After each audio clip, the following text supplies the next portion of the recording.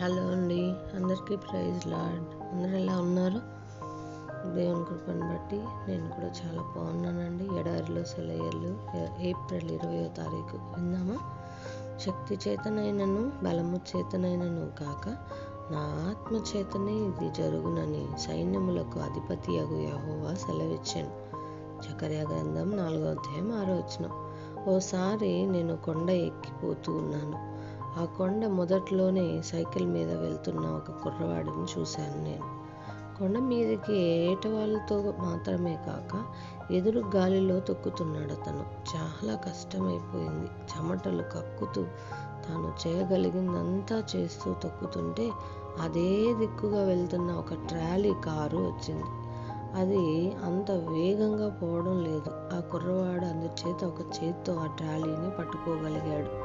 తర్వాత ఏమవుతుందో తెలుసుగా, ఎగిరే పక్షిలాగా సులువుగా కొండపై దాకా వెళ్ళిపోయాడు అతను.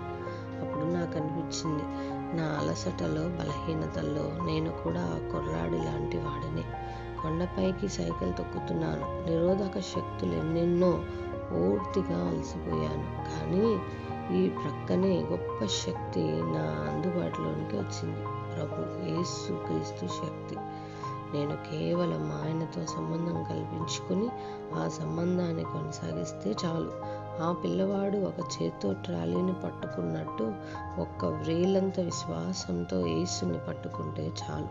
ఇప్పుడు నాకు అతి కష్టంగా అనిపిస్తున్న ఈ చిన్న చిన్న పరిచర్యలు చేయడానికి ఆయన శక్తిని నాదిగా చేసుకోవచ్చు. ఈ ఆలోచన నా అలసటని పోగొట్టి ఈ గొప్ప సత్యాన్ని గ్రహించేలా చేసింది. పరిశుద్ధాత్ముడు తప్ప వేరే శరణం లేదు. ఎంత నష్టమైనా ఆ పరిపూర్ణత కావాలి. బంధాలన్నీ తెంచి నావను నడిపించి రక్షించడానికి, నిలబెట్టడానికి సమర్థుడాయన. అహం కొట్టుకొని పోయేదాకా నిలువునా మునుగు. ఖాళీ నావ ఆయన పాదాల దగ్గర పగిలేదాకా, స్వహస్తాలతో ఆయన మళ్ళీ తీర్చిదిద్దేదాకా దేవుని చిత్తం తప్ప వేరు శరణం లేదు. ప్రభుని అడుగు జాడలు తప్ప వేరే దారి లేదు. సౌఖ్యాలు త్యజించి ఆయన్నే మార్గదర్శిగా ఎంచి ఆయన స్వరం కోసం, నడిపింపు కోసం కనిపెట్టు.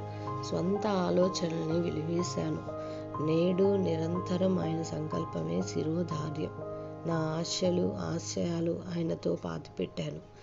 ఏమీ లేనివాడనైనా ఆయనలో అన్నీ ఉన్నవాడిని. అన్నీ వదిలి ఆయనకి బందీనైనాను. ప్రేమ బంధకాల్లో ఉన్న స్వతంత్రుడనే.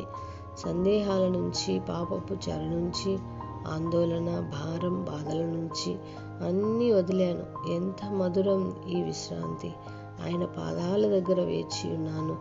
నా అంతరంగాన్ని కడిగి శుభ్రపరిచే ఆ దివ్యమూర్తి సందర్శనం కోసం వస్తాడు ఆయన. నాలో పరిశుద్ధాత్మ నింపుతాడు. ఆయనలో నేను తృప్తి పడ్డాను, పరిపూర్ణత చెందాను. నాలో వెలిగే జీవన జ్యోతి కోడిగట్టదు. ఆయనతో నా నిబంధన సాగిపోనంత వరకు. Praise the lord.